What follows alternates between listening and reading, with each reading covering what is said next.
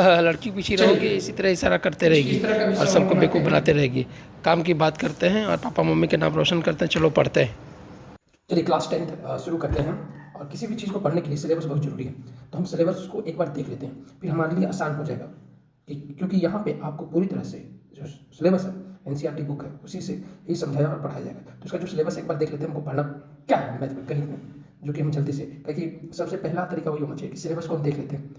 चलिए पहला है हमारा संख्या पद्धति। क्या है? संख्या पद्धति है ना, नंबर सिस्टम जिसको इंग्लिश में बोलते हैं। वास्तविक संख्या, ठीक है। वास्तविक संख्या क्या है? वह संख्या जो परिमेय और अपरिमेय संख्याओं का समूह हो, तो वास्तविक संख्या हो गया।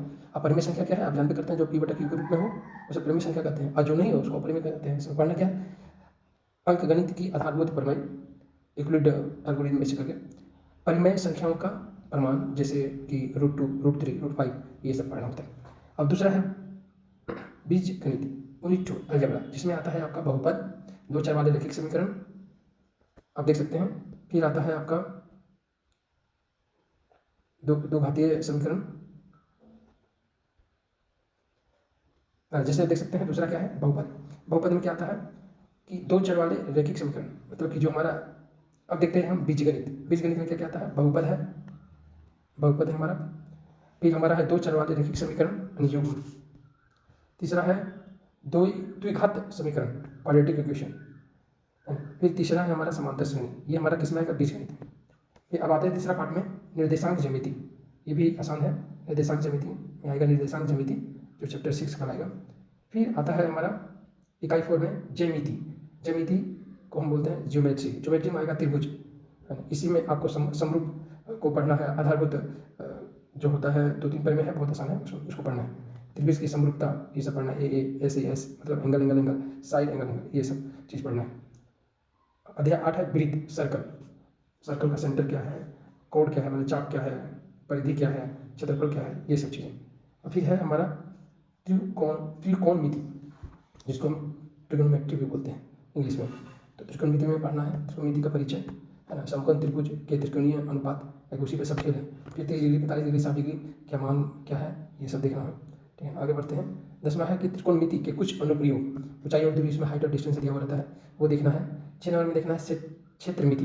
क्षेत्रमिति में क्या आता है कि वह वस्तु या वह आकृति जो क्षेत्र को घेरे, तो उसके बारे में पढ़ना है। उसमें आता है हमारा वृत्त से संबंधित क्षेत्रफल, फिर आता है हमारा पृष्ठ क्षेत्रफल और आयतन, ये हमको पढ़ना है।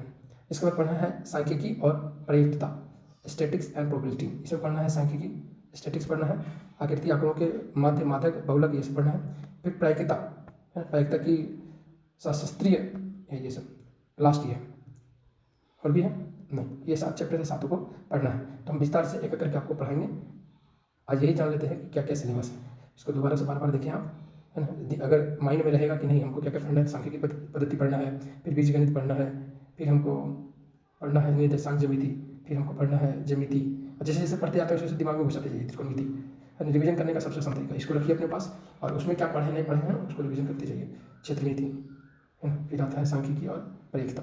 ये 7 चैप्टर है आपका पाठ, वो पढ़ना है। चैप्टर तो अभी है, उसमें 14 चैप्टर है टोटल, लेकिन 7 जो मेन इकाई है उसको पढ़ना है। तो ये रहा आपका 10th का सिलेबस। एकदम लग जाइए सिलेबस के साथ। हम भी आपसे जुड़ते हैं और भी धीरे धीरे और मन लगेगा, क्योंकि अभी हम लोग न्यू है, तो थोड़े से हिचकिचाई होती ही है। हम दोनों में बातचीत होगी, कोई भी प्रॉब्लम होगा आप अपने कमेंट सेक्शन में बता सकते हैं। जय हिंद, वंदे मातरम, जय बिहार, जय युवा, जय खेसारी लाल यादव नहीं, आशीष यादव नहीं, रोशन रोई नहीं, सिर्फ किताब किताब किताब। चलिए।